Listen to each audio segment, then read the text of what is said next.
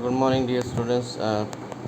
Today we are just going to do the question answers of your poem by James Shirley. The name of the poem is Death the Leveler. So, the first question would be the theme or the central idea, or you can say here summary as well. So, this is a 3-in-1 question, and it can be 4-in-1 as well when you are looking for the answer of what lesson do you derive from the chapter or this poem. So answer would be the same. So this is a 4-in-1 question, and this is most important. So if we talk about the central idea, first of all, when we are doing the central idea of the poem or the summary of the poem or the lesson that we derive from any poem, we have to just tell about the author as well. We have to tell that the poem is very thought-provoking. I'm just going to read it out. You have to write the same answer in your answer sheet. So the thought-provoking poem, thought-provoking means जो हमारी सोच को provoke करती है, हिलाती है. Okay. Death the leveller has been beautifully paint by. इस poem के नाम को हमने सिंगल इन्वर्टेड कॉमास में लिखा है, D and L mind it हमने कैपिटल्स में लिखे हैं, तो आपने भी ऐसे करना है. Very beautifully penned by, penned means written by James Shirley. Okay. तो हमने पहली लाइन में लिखा कि ये जो पोएम है बहुत थॉट प्रोवोकिंग है. एक्चुअल में हमारी थॉट को ये प्रोवोक करती है, एनकरेज करती है आगे बढ़ने के लिए, जगाती है. और इस पोएम को पेन किया है, रिटन शेप में लेके आए हैं जेम्स शर्ली.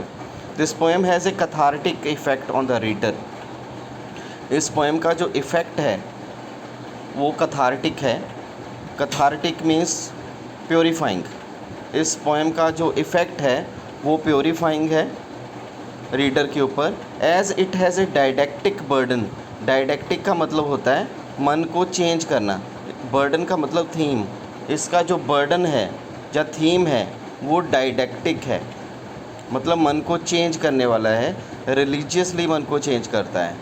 और ये पोएम गिव्स अस ए मैसेज. हमें क्या मैसेज दे रही है कि डेथ एक बहुत बड़ी लेवलर है, सबको लेवल में करती है. डेथ स्पेयर्स नन, ये किसी को नहीं छोड़ती. ये माइटी हो या वीक हो, सभी को इक्वली ट्रीट करती है.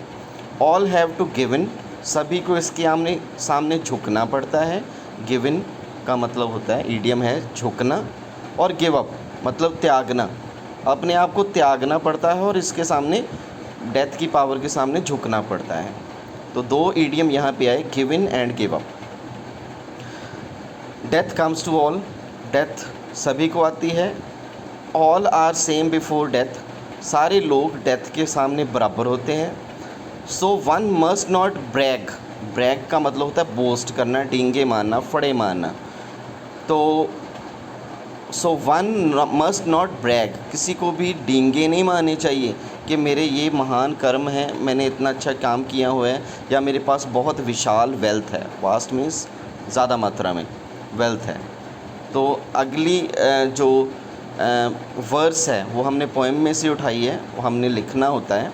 तो इससे थोड़ा सा जो चेकर है from examination point of view, उसको ये होता है कि इस बच्चे ने तैयारी करके पेपर दिया है और वैसे ही हेल्प बुक से याद नहीं कर लिया है. तो लाइन है, only the actions of the just smell sweet in their dust. ये हमने लाइन बीच में पढ़ी थी कि जो आदमी अच्छे इंसान काम करता है, वही एक्शंस जो हैं, वो काम जो हैं, वही उसकी मौत के बाद याद रहते हैं या देखे जाते हैं. अगली चीज़ है, अगला लेसन क्वेश्चन है कि what lesson do you get from this poem. तो answer is same as question 1 जो आपने अभी किया है. तो अगला क्वेश्चन है, what does the expression scythe and speed stand for. इसमें स्काइथ एंड स्पीड एक फ्रेज़ यूज़ की गई है इस पोएम में. तो इसका मतलब क्या है, तो हमने उसका मतलब बताना है. द गिवन एक्सप्रेशन, ये जो एक्सप्रेशन दिया गया है यहाँ पे, ये स्टैंड करता है poor peasants, scythe and spade. ये गरीबों का होता है, आपको पता है, तात्री और फावड़ा या कही, ये पुअर पीजेंट्स और लेबरर्स के लिए यूज़ किया गया है। आंसर हमारा यहाँ तक बनता है, लेकिन हमने कम से कम 2 लाइनें लिखनी है। These people become equal with the kings in death. तो ये जो लोग होते हैं, कौन से? पुअर पीजेंट्स, वो मरने के बाद अमीरों के साथ बराबर हो जाते हैं, क्योंकि अमीर भी मरते हैं, ये भी मरते हैं। Death makes no difference between them and the kings. गरीब लोगों मतलब पीजेंट्स और अमीरों के बीच में कोई भी डिफरेंस डेथ नहीं रखती है। अगला है do the consequences time death और द डेड। जो रिज़ल्ट होते हैं कि जो कॉन्कर्स होते हैं, जीतने वाले होते हैं, वो किसको टेम करते हैं, वो किसके ऊपर कंट्रोल करते हैं? डेथ के ऊपर या डेड के ऊपर? कॉन्करर्स जो होते हैं can time only the dead. मरे हुए लोगों को ही हम लोगों को मार ही सकते हैं, हम उन्हीं पे जीत हासिल कर सकते हैं। डेथ के ऊपर हम जीत हासिल नहीं कर सकते। They have no power over death.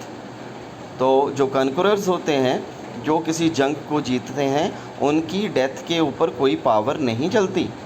Rather it is death.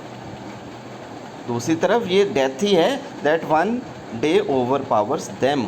ये डेथ ही है जो उन्हें एक दिन ओवर पावर कर लेती है, उन्हें मार देती है, उन पे दबदबा कर लेती है and reduces them to dust, और उन्हें भी डस्ट के बराबर कर देती है, और उन्हें भी मौत के बराबर कर देती है। तो this is all about your question answers. If you have any problem you can ask.